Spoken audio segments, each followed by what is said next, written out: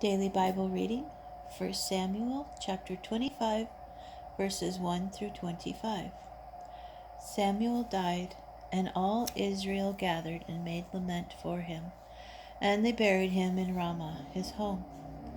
David went down to the wilderness of Paran. There was a man in Maon whose possessions were in Carmel.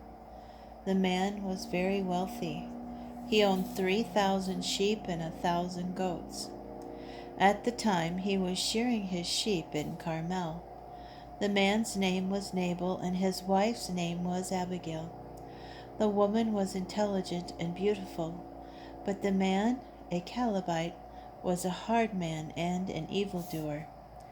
David was in the wilderness when he heard that Nabal was shearing his sheep.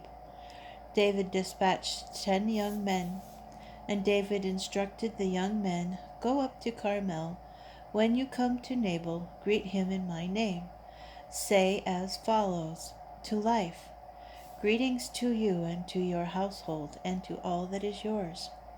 I hear that you are now doing your shearing. As you know, your shepherds have been with us. We did not harm them, and nothing of theirs was missing all the time they were in Carmel. Ask your young men, and they will tell you. So receive these young men graciously, for we have come on a festive occasion. Please give your servants and your son David whatever you can." David's young men went and delivered this message to Nabal in the name of David. When they stopped speaking, Nabal answered David's servants, "Who is David? Who is the son of Jesse? There are many slaves nowadays who run away from their masters. Should I then take my bread and my water and the meat that I have slaughtered from my own shearers, and give them to men who come from I don't know where?" Thereupon David's young men retraced their steps, and when they got back, they told him all this. And David said to his men, "Gird on your swords." Each girded on his sword. David too girded on his sword. About 400 men went up after David, while 200 remained with the baggage.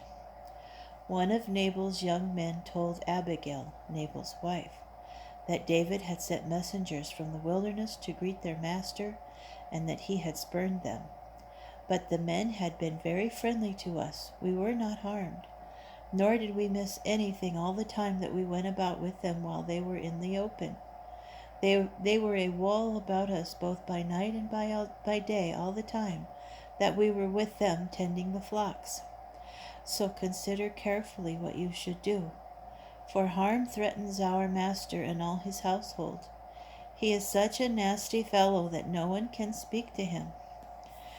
Abigail quickly got together 200 loaves of bread, 2 jars of wine, 5 dressed sheep, 5 seahs of parched corn, 100 cakes of raisin, and 200 cakes of pressed figs. She loaded them on donkeys, and she told her young men, "Go on ahead of me, and I'll follow you." But she did not tell her husband Nabal. She was riding on the donkey and going down a trail on the hill, when David and his men appeared, coming down toward her, and she met them. Now David had been saying, "It was all for nothing that I protected that fellow's possessions in the wilderness, and that nothing he owned is missing. He has paid me back evil for good. May God do thus and more to the enemies of David, if by the light of morning I leave a single male of his." When Abigail saw David, she quickly dismounted from the donkey and threw herself face down before David, bowing to the ground. Prostrate at his feet, she pleaded, "Let the blame be mine, my lord, but let your handmaid speak to you. Hear your maid's plea. Please, my lord, pay no attention to that wretched fellow Nabal, for he is just what his name says. His name means boar, and he is a boar. Your handmaid did not see the young men whom my lord sent."